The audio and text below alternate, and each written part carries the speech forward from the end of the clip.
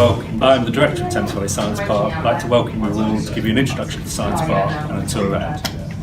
So I'm going to kind of give you a fairly kind of warts and all, what this is about, why we're doing it, where we started from, what the bigger project is, some of the sort of pitfalls and issues that we've fallen down, some of the sort of learning points that come out of it, and kind of where we've got to. So why are we doing this? So fundamentally, it's about building a business community that's connected to the university. So the university has had a community of businesses on its campus for many years. We had an ambition to develop a science park. The university is a big landowner, had an ambition to develop a science park. So the sort of project that's been running really for about the last 15 years, I started driving this when I came to the university about 12 years ago, was how do we transform what is a greenfield site, a beautiful location next to the M4 motorway, into a 21st century cluster of next generation visionary innovation-led businesses. What we were able to do, I haven't got the science park off the ground, is the building that's coming up over there is the Rockford Cancer Centre. That is essentially a group of private, it's a company that raised a shed load of private money to bring proton beam therapy to the UK. Proton beam therapy has been a highly controversial, in the UK sense, technology for cancer cure. Bringing that to the science park absolutely fitted our vision for trying to create that life and health sciences cluster, and it's an absolutely prime further occupier to the site. So one of the things that they were very conscious of is they wanted to create an environment that didn't feel hostile to children. So you kind of, if anyone's ever been into a hospital, they're kind of pretty horrible environments in terms of long sterile corridors and lots of scary looking people and scary things going on. So one of the strengths of the university in its psychology department is we have something called the Child Anxiety Clinic and a lot of research on child anxiety. So a very natural collaboration there. The Innovation Catalyst, thinking about where we'd come from, about having a community of medium-sized and growing businesses, which is sort of the legacy that we had on the university campus. There's two things that we wanted to do with the Science Park.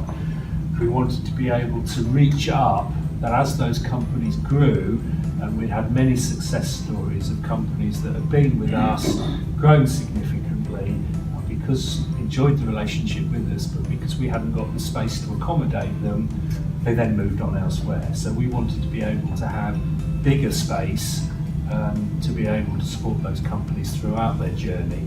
But we also wanted to reach down into the next generation of entrepreneurs, because recognising that trying to take a 10 to 15 year time horizon of growing companies, we needed to have a pipeline of entrepreneurs who were coming through for our next generation of companies on the park. So the Innovation Catalyst is a partnership between us, the Henley Business School and the university, Michael Sitzer, our delivery partner, and Barclays Eagle Labs.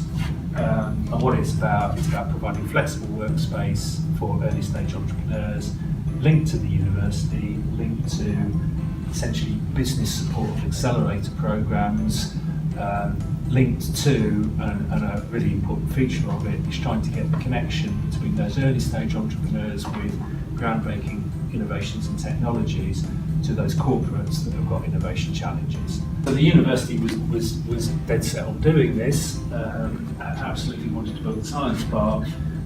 It was up for the other 30-odd million that we needed to make it happen, but it was really keen on the idea of a little bit of public support through ERDF to get this going.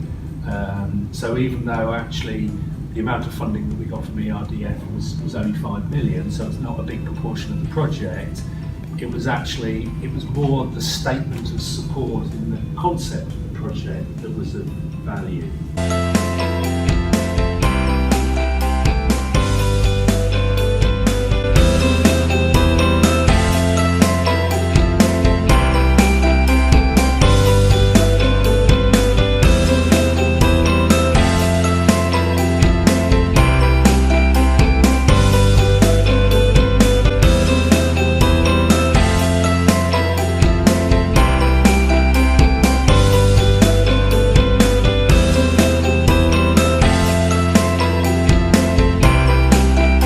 we started off, the whole site looked like that.